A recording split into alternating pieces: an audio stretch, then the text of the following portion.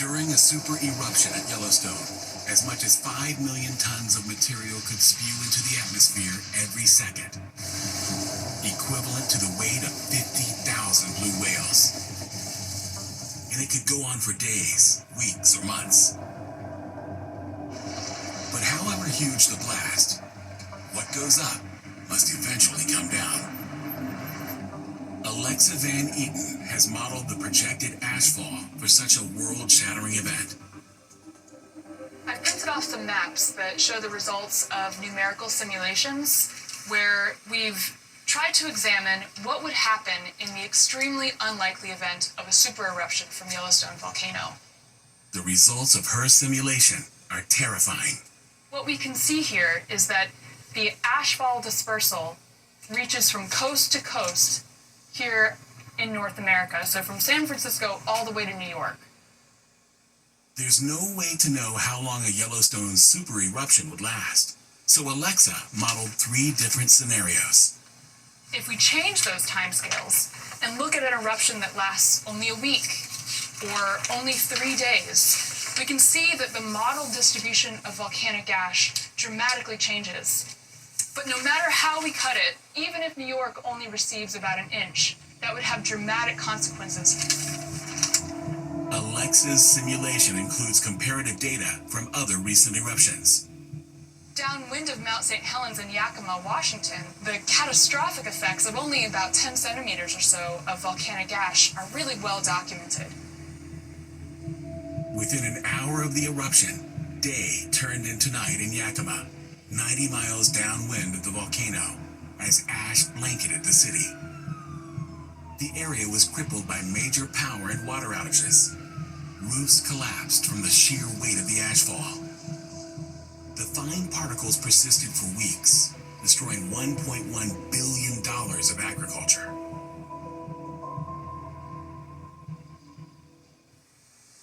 Ash from a Yellowstone super eruption could have an alarming impact on the health of millions of people. To assess the dangers of inhaling this material, it's essential to understand its chemical properties. What we can see about these particles is that they really are solid. They don't dissolve in water, they don't melt away like snow, and they don't biologically degrade like wildfire ash. It turns out that volcanic particles aren't really like ash from combustion at all. Wildfire ash is chunks of combusted plant matter, but volcanic ash is made up of tiny particles of rock. Shiny little crystals and older, oxidized or rusty-looking pieces of rock excavated by the eruption, and fresh pieces of frothy, magmatic glass. These tiny pieces of rock wreak havoc inside the body. If the particles are very small, smaller than the width of a human hair, we can breathe them right into our lungs. And that can cause lung damage and have impacts on the whole cardiovascular system. One terrible disaster showed just how serious and long-lasting the effects of ash inhalation can be for human beings. The 9/11 terrorist attacks.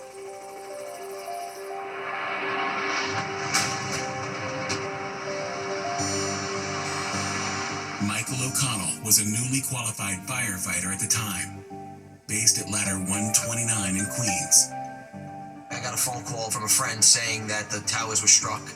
I threw the news on real quick, realized that there was a plane into the World Trade Center. The first one had flown in, and I knew right away I was going to have to get to work.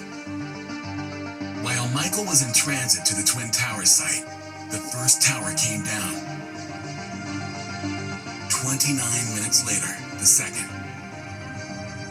Between them, they contained 10 million tons of cement, steel, and window glass, all of which was instantaneously pulverized.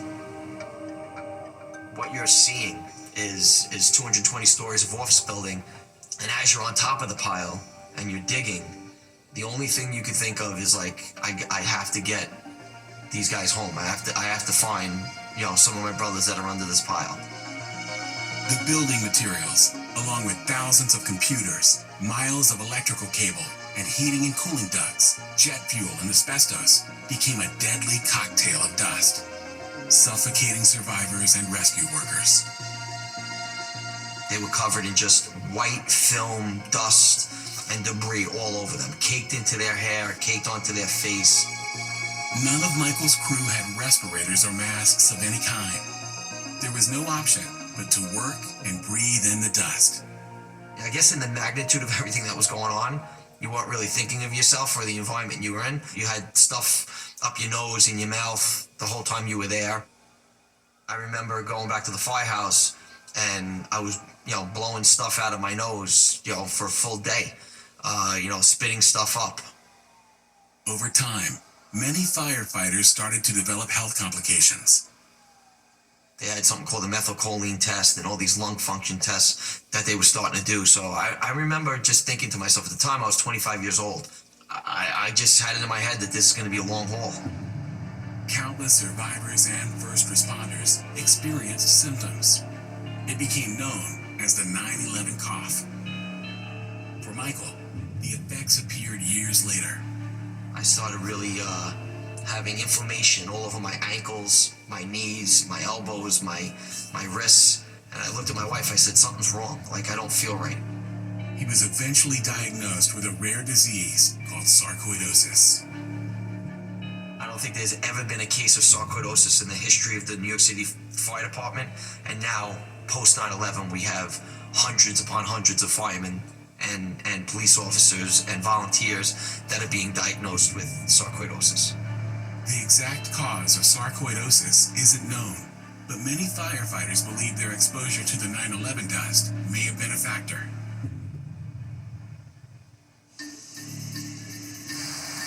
Volcanic dust could potentially cause similar long-lasting damage to organs, especially the lungs. Today, Yellowstone may be a serene place where visitors come for fresh air and the great outdoors. A pristine wilderness, free of the smog that pollutes the world's cities. But at any moment, this beauty spot could be transformed into a choking, fume-filled hell on Earth. And Yellowstone's ash wouldn't stop at national borders.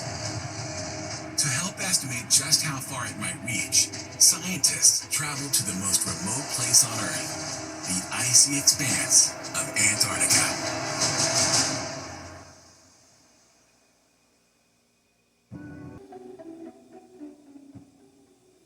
When the clock strikes 8 on July 20th, it's crunch time. Shark Week starts Sunday, July 20th on Discovery. It could happen within the decade, or several thousand years from now. But Yellowstone's supervolcano will erupt again on a massive scale. And when it does, it will have an impact on the entire planet, with the power to plunge the world into a nuclear winter. Clues about what we can expect lie hidden all over the globe. In the remote frozen wasteland of Antarctica, scientists search for priceless and unique data. These scientists aren't drilling for oil or gas. They're actually drilling for ice. The deeper they drill, the older the ice. The reason why we go to Antarctica is that ice, when it falls, it collects material from the atmosphere and it has some memory of what was in the atmosphere. And as it settles on the surface, it doesn't really melt from one year to the next. So the layers build up year after year after year. Like rings in a tree, the air bubbles trapped in ice layers provide a record of atmospheric changes over the centuries. The oldest, deepest ice dates back millennia. It's a vital resource for scientists studying climate change. We can look at what the greenhouse gases were, for example, in the atmosphere going back all that 800,000 years. So we're able to reconstruct the climate from the snow itself and the atmosphere from the air trapped in the snow. And crucially, for volcanologists, the ice bubbles also contain tiny particles of glass and ash from ancient eruptions. To be as very, very tiny particles that are not really visible to the eye. So to see them, you've really got to be able to melt the ice, filter it, and then look for these glass shards. These clues help scientists figure out the scale of volcanic events in the distant past. The bigger the volcano, the more material that's ejected into the stratosphere, the more sulfuric acid into the stratosphere, the more we'll see deposited in an ice core. Atmospheric sulfuric acid levels surge when large eruptions pump out large volumes of sulfur dioxide gas. The sulfur dioxide will tend to react with water to form sulfuric acid, and it will tend to sit in the stratosphere for months or even a year or two on end, and then it can circulate through the whole globe, and we'll see that sulfuric acid being deposited in the polar regions. This fact helps solve a long-standing climate mystery, an unexplained mini ice age. There was a period round about 1500 years ago where they believed there was a climate event that lasted maybe 10 or 15 years, and people really didn't know what that climate event resulted from. By looking very carefully in the ice cores, we can actually see now that there was several volcanoes over a period of 15 years, 2 or 3 volcanoes, that probably could have been the source. Atmospheric sulfuric acid from big eruptions reduces the sunlight penetrating Earth's atmosphere, and a super eruption like Yellowstone could significantly cool the planet for years on end. A mysterious discovery in East London reveals more about the toll a volcano-driven climate change can have on humans. The Spitalfields Market Archaeological Project was one of the biggest digs ever completed in Britain, a 30-year project undertaken ahead of the major redevelopment of this whole area. Dr. Amy Gray-Jones was part of a team focusing on the remains of a 13th century priory and cemetery. In the pits, the burials were still laid out carefully on their backs in the right orientation, but they were stacked on top of each other and stacked next to each other and kind of quite tightly packed. This method of stacking and crowding was unusual. There were a total of 10,500 burials, 2.5 times more bodies than expected. For the team, this presented a real historical anomaly. It's always a bit of a mystery to try and work out why you've got this kind of different burial practice and larger numbers of people in a cemetery than you might expect. At first, the team considered the Black Death, but the dates didn't match the major outbreaks, nor was there any evidence of any major injuries caused by battles on the skeletal remains. In the lab, the team used every available technique to analyze the remains, and it wasn't long before a pattern emerged. So some of the signs of poor diet that we can see are interruptions to the growth of the long bones and interruptions to the development and growth of the teeth, and that's usually visible as little lines, interruptions in the crown of the tooth. There were also visible signs of iron deficiency. On the skeleton, the signs of anemia are generally porosity, which means lots of pinprick holes in the bone, and we see that in the upper border of the orbits of the eye. It looked like these people starved to death, but could historical records help explain why? And they really documented a series of poor harvests and cold, extra cold summers and wet winters, which led to food shortages and essentially famine in the large cities.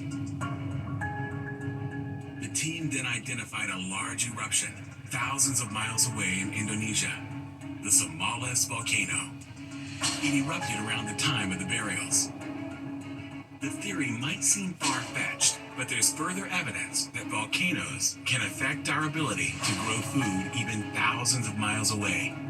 And it gives us a glimpse into how a mega eruption at Yellowstone would impact millions of people across the planet.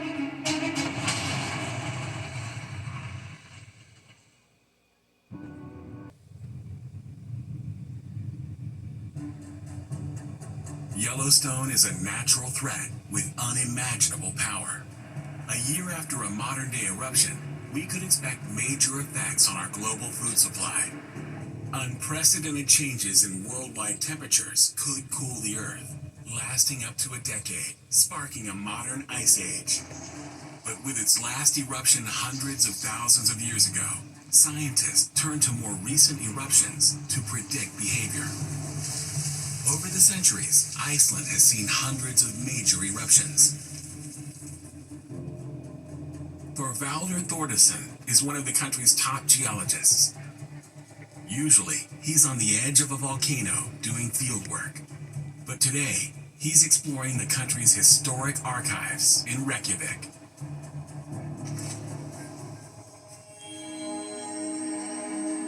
The National Library of Iceland contains manuscripts dating back over 900 years. Within this vast collection are clues to the country's geological history. Thor is searching through records from the late 1700s, when the infamous Leiki eruption took place. Here's a note that farmer Jon Eriksson says that he detected weak earthquakes in mid-May 1783. That's 3 weeks before the eruption. So this is the first documentation of unrest that preceded the eruption. In an era before volcanoes were properly understood, Eriksson could have had no idea what lay ahead. But another diary entry from a few days later reveals further warning signs. He has descriptions of what he's referring to as a cow dung. One of the terms we use for spatter bombs, big blobs of magma that fall to the ground and flatten out because they're still molten when they hit the ground. We call them cow dung bombs. And here in 1783, the same term is used for describing the same thing. Over the next few hours, things went from bad to a whole lot worse. In the evening, it rained from it. Very acid rain. So acid that it burned holes in dock leaves, burned the skin of the sheep, and with it came strong stench of sulfur.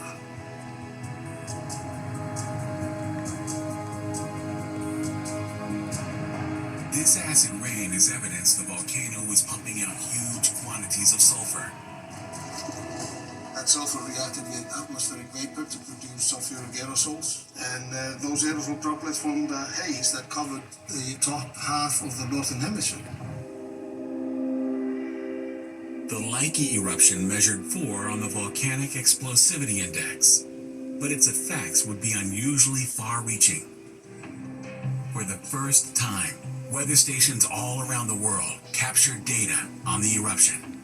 These are amazing records because here you have from 57 stations spread all over Europe and part of North America, which are basically documenting the first appearance of the Leiki haze in different parts of the Northern Hemisphere. The records prove that the Leiki volcano changed global weather patterns. This weakening of the atmospheric current shifted the monsoons, so basically they didn't get the monsoon. They actually had a drought. The eruption disrupted rainfall patterns as far away as India, with dire consequences. The records suggest that at least 500,000 people were affected, if not possibly perished because of that shift in the monsoon. And it didn't stop there. Even Japan, 5,500 miles away, felt the effects. You had a wet and a cold summer. And that wet and cold summer resulted in complete failure of the rice harvest. And the consequence of that was the largest famine in Japanese history, where more than 1.5 million people were killed. Leiki eruption among the most devastating eruptions that we have seen in recent times.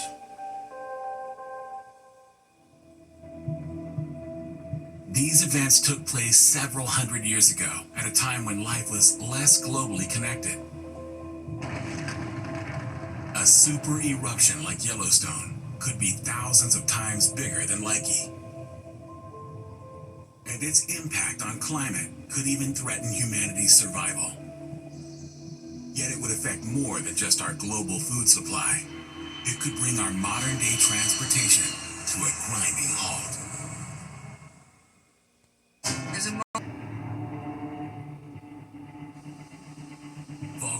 volcanoes a fraction the size of Yellowstone can pump hundreds of thousands of tons of ash into the atmosphere.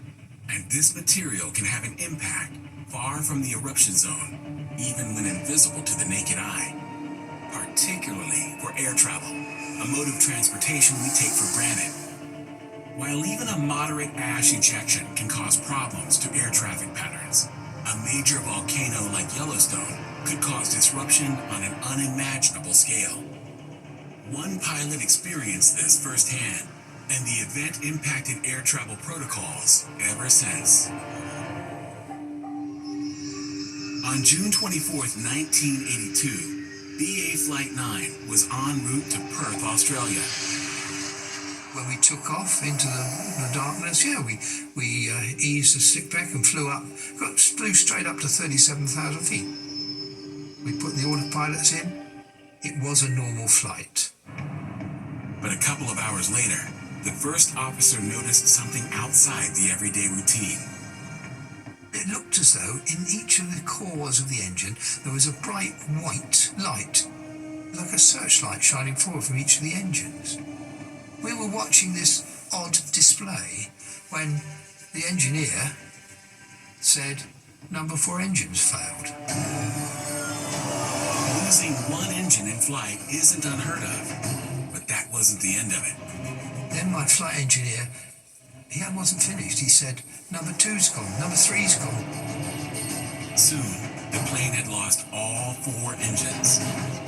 The pilots had no idea what caused the failures. They had to stay focused on keeping the plane and passengers safe. They knew an unpowered 747 will glide 15 miles for every 1 mile it descends. In theory, they could make it to the nearest airport, Jakarta. Except there was an obstacle in their way. We didn't have enough height to glide over the 10 or 11,000 feet high mountains along the west coast of Java. The flight was now facing disaster. At the moment, it looks like you're going to land in the sea, which is a no-no as far as I'm concerned. Open sea is very difficult and almost impossible. To this day, no 747 has ever successfully ditched in the ocean. The crew frantically tried to restart the engines as their plane dropped 13,000 feet. There was every opportunity for this to be a 247 people plus 16 crew going to their death in the southeastern Indian Ocean, and probably nobody really ever finding out. It's the deepest trench in the world we were over. Incredibly, as the plane approached 8,000 feet, 3 of its 4 engines sprang back to life. The remainder of the flight wasn't easy, with the pilots barely able to see out of their windows. But Captain Moody and his crew battled their way to Jakarta Airport and landed without further incident.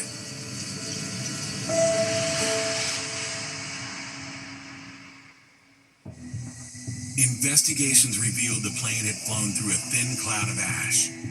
It had come from a minor eruption of the nearby volcano at Mount Galungong. At that time, ash levels were not widely monitored, nor reported to air traffic control. And at high altitudes, volcanic particles are so fine they can be invisible to the naked eye. It's actually quite easy to fly into an ash cloud because concentrations can be quite low, and you need a tiny amount to actually start impacting on a jet engine. Over time, the microscopic particles can cause serious damage. The problem with ash is once it gets hot, it just sticks to everything. Air is designed to flow in very, very specific places to keep bits of it at different temperatures. And if you start blocking up little holes or little veins, it just doesn't work as well at all. At the very least, ash can lead to engines consuming more fuel, potentially more than the plane is carrying. But it can also have a much more immediate effect.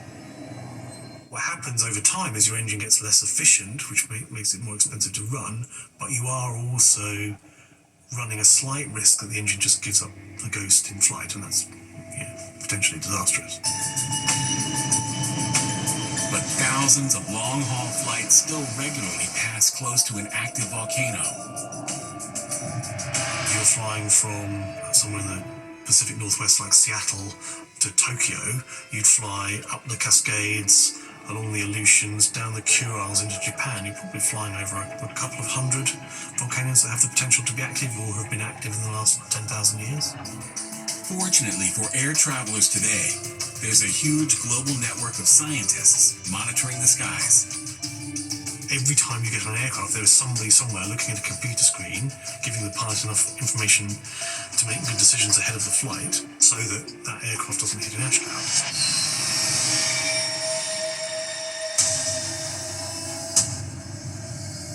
In 2010, when the Eyjafjallajökull volcano in Iceland erupted, nobody took any chances. Over 100,000 transatlantic and European flights were grounded at a cost of around $3 billion. That was considered an average-sized eruption as a VEI3, but the effects of a super eruption like Yellowstone could be global in their impact. The volume of a large supervolcanic eruption could basically flood the entire atmosphere. If Yellowstone does its worst, it could mean no planes in the skies for months or even years. The world's economy would be brought to a complete standstill. The potential consequences are so great that scientists must do all they can to better understand how volcanoes behave, even if that means putting their lives on the line.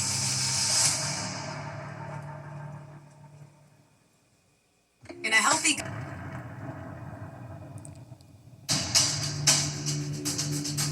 The inevitable eruption of the Yellowstone supervolcano will be unlike anything seen in modern times.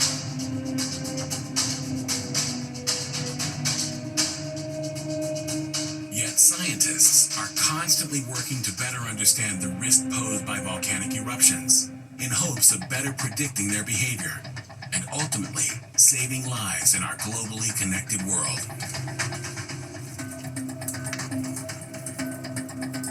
It's a tremendous thrill, to be out in the field, in a remote area, in the face both of the weather and of what the volcano is doing. Often, there's simply no alternative to getting up close and personal with a magma-spewing monster. We couldn't make the kinds of measurements we want without actually going up close to the mouth of the volcano. To measure gas emissions in great detail, to install a seismic sensor, to collect rock samples. It's something that no team will ever undertake lightly without a full assessment of potential dangers. Lava temperatures in a flow field can reach 1,000 degrees centigrade, enough to blister exposed skin. Most of us, in our line of work, know of colleagues who've been killed in the line of duty doing field work. Conventional monitoring relies on measuring devices put in place at active volcanic sites. It's vital these systems are well maintained. There are people in volcano observatories who have an operational 24/7 duty and responsibility to monitor volcanoes, to repair equipment that stopped working because it's been hit by a lava bomb, and put themselves in harm's way. In recent years, an incredible new technology has changed the rules. Instead of risking life and limb, now volcanologists only have to risk their drone. It's annoying when you lose a drone, but if you're flying it sensibly and you're not putting anybody at risk, it is, in the final analysis, just a bit of plastic. It might be an expensive bit of plastic, but it is a bit of plastic. Drones allow scientists to get completely new kinds of data. The combination of drones and these small sensors that weigh a few hundred grams are completely revolutionizing what we know about volcanic plumes, because rather than making observations at a safe distance of the stuff that's falling out, we're actually flying smack dab into the middle of the ash cloud as the volcano is erupting. These remote-controlled gadgets are able to venture right into the heart of an eruption plume. And what we've been doing is mounting little ash collection devices onto drones and flying them into the ash cloud, sucking up some of this ash, bringing it back down, and then analysing it in the lab afterwards. Matt and his team have focused on one particular South American volcano. The most interesting place that I work is a volcano called Fuego in Guatemala, and the reason we go there is because it does constitute some risk to the local population, but it also produces ash extremely regularly. This thing goes off every 5 to 10 minutes. Fuego's last major eruption was in 2018. Deadly pyroclastic flows swamped nearby villages. Around 25 miles away, the country's main international airport was shut down by ashfall.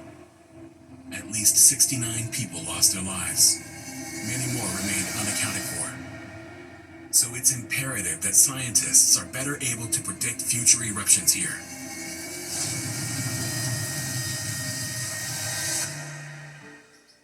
Matt and his team work relentlessly to collect the data to make this possible. You can get up every morning at 5 o'clock, put the drone on the catapult, fire it up into the sky, it goes up, it collects ash, it comes back down, it lands safely, you collect the sample, and you do that 5 or 6 times until the clouds come in, every day for 2 weeks. By measuring the ash particles collected from inside an ash cloud, the team gets more extensive data than ever before. In the event of a Yellowstone super eruption, it could help predict exactly where ash will fall, and in what quantities. This, in turn, could improve disaster responses and ultimately save lives. But drones aren't the only new technology helping predict future volcanic super eruptions. Another is found in space.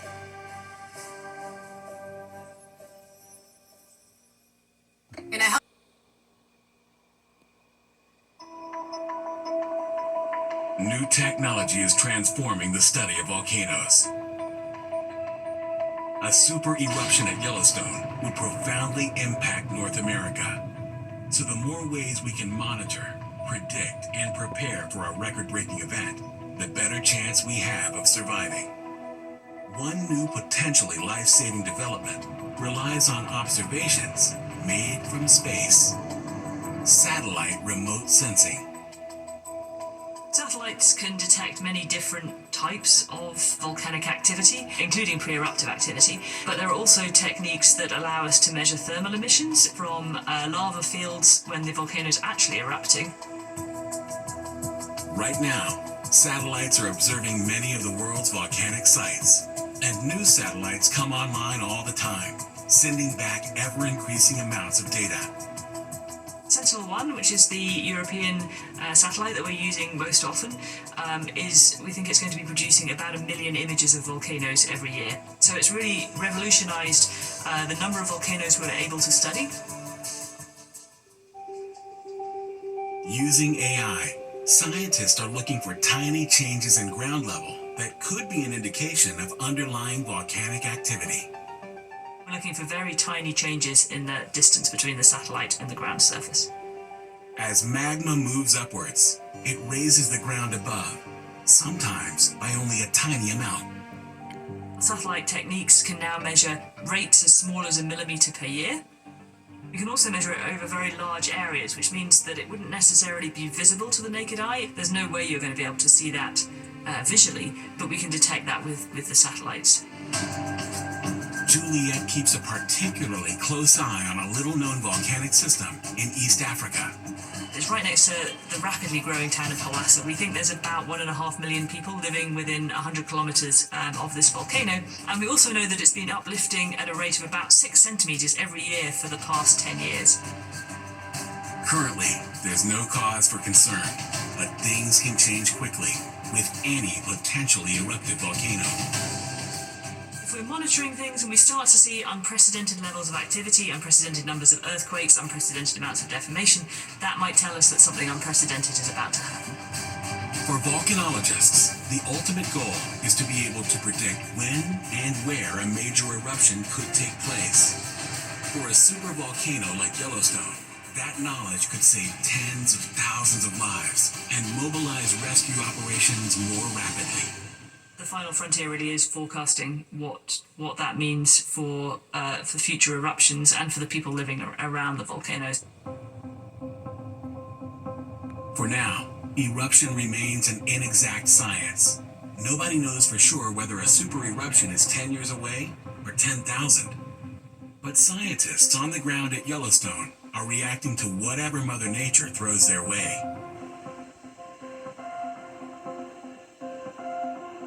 They must keep a watchful eye on this ticking time bomb.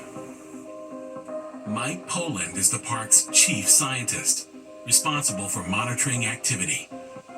We have many different tools we can use to monitor activity at Yellowstone. There are dozens of seismometers scattered all throughout the park that measure subtle vibrations of the ground. We've got many tens of GPS stations that measure how the ground moves up and down all over the Yellowstone region. We sample gases, we sample waters, we even measure the chemistry of the rivers. Today, Mike's using an ingenious new piece of technology, a gravity monitor. Depending on how much material is beneath you, gravity might pull a little harder or a little less hard. And we can measure that. And by looking for changes in gravity over time, we might be able to see whether there's more magma beneath our feet. It's a new approach for Yellowstone, but one with proven results. Gravity's shown a lot of promise worldwide for helping forecast volcanic activity. For example, at Kilauea, as magma accumulates beneath the surface, we've seen increases in gravity.